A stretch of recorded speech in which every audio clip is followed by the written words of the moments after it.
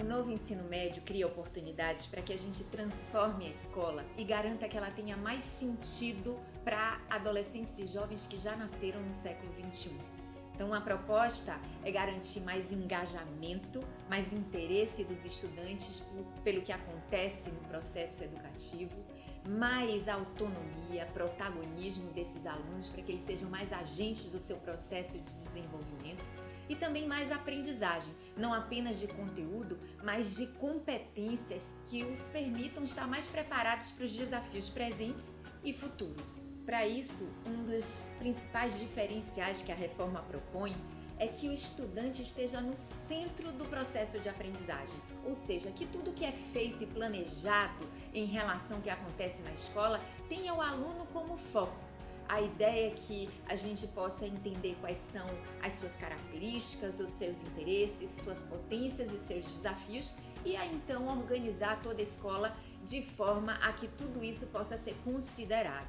Mais do que isso, promover a formação integral desse aluno, não só na sua dimensão intelectual, mas também na sua dimensão física, cultural, social e emocional. Ou seja, desenvolvendo ali conhecimentos, habilidades, atitudes e valores para que ele possa realmente ter uma formação plena, uma formação tanto para lidar com questões complexas do cotidiano, da sua vida pessoal, mas também para exercer a cidadania de maneira transformadora e poder estar preparado para enfrentar os desafios também do mundo do trabalho.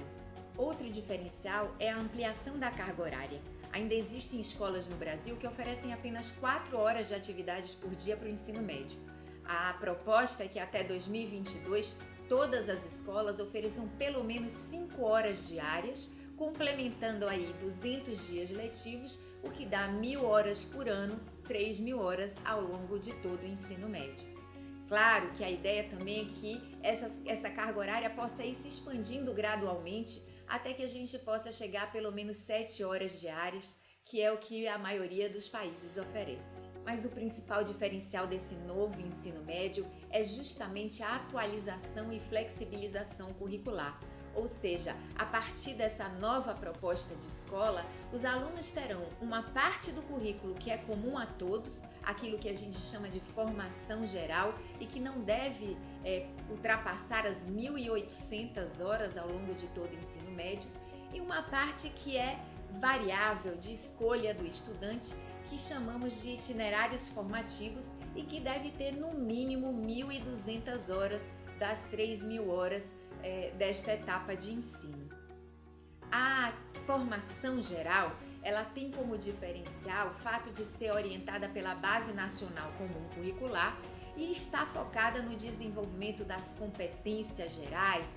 aquelas competências amplas que começam a ser desenvolvidas na educação infantil e vão então se completar no ensino médio. Também é um currículo focado em áreas do conhecimento para permitir mais interdisciplinaridade, mais articulação entre os diferentes componentes curriculares. E um foco muito forte em habilidades que permitam a esses estudantes não apenas conhecer, mas saber como aplicar esse conhecimento na vida real. Um currículo muito articulado com os temas da contemporaneidade, para que a gente possa associar essas áreas de linguagens, de ciências humanas e sociais, ciências da natureza e matemática, aquilo que está acontecendo no mundo, os principais desafios enfrentados tanto pela sociedade quanto pelo planeta. Já os itinerários formativos tem o propósito de ampliar e aprofundar aquilo que os estudantes já aprenderam na formação geral, ou seja, não é mais do mesmo, mas é a possibilidade da gente dar mais verticalidade ao processo educacional. Ou seja, os itinerários formativos buscam ampliar e aprofundar as aprendizagens adquiridas na formação geral. Então a proposta é, ao invés de aprender um pouco de cada coisa, que esses alunos possam fazer a sua escolha e realmente mergulhar a fundo em uma área do conhecimento. Há ainda a possibilidade que esses alunos escolham um itinerário de formação técnica e profissional, se preferem já desenvolver aí aprendizagens ligadas ao mundo do trabalho.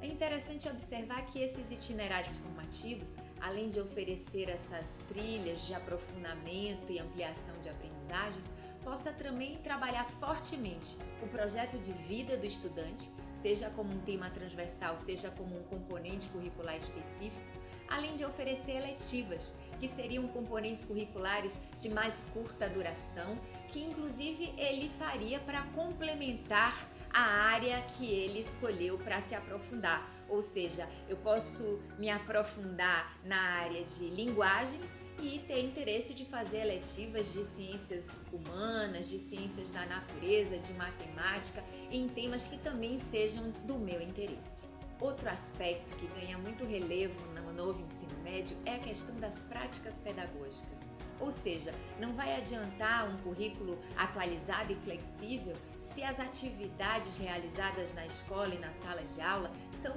também tradicionais, a mesma aula expositiva de sempre. É fundamental repensar essas abordagens para que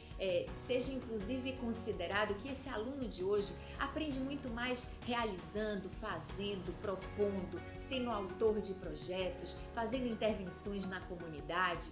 em atividades que propõem mais desafios e que realmente sejam mais interativas, inclusivas, diversificadas, inclusive para a gente não esquecer que cada aluno aprende de um jeito e, portanto, a gente precisa oferecer diferentes formas de aprendizado para que ninguém fique para trás. E, logicamente, o novo ensino médio propõe mudanças na avaliação da aprendizagem, especificamente em relação ao Enem, o Exame Nacional do Ensino Médio, que passa, então, a ter duas provas. Uma prova que é comum para todos os alunos e que vai avaliar a aprendizagem das competências e habilidades da formação geral, e uma segunda prova que é variável, que os estudantes podem escolher a depender do itinerário que eles fizeram e que está focada muito em habilidades em relação aos eixos que orientam os itinerários formativos, ou seja, habilidades relacionadas à investigação científica, a processos criativos, a intervenções e mediações socioculturais e ao empreendedorismo. Então, os alunos, a partir do momento em que todo o primeiro, segundo e terceiro ano tiver cursado já esse novo ensino médio, terão um novo Enem para que realmente haja coerência entre o que é avaliado e aquilo que é ensinado e aprendido ao longo do ensino médio.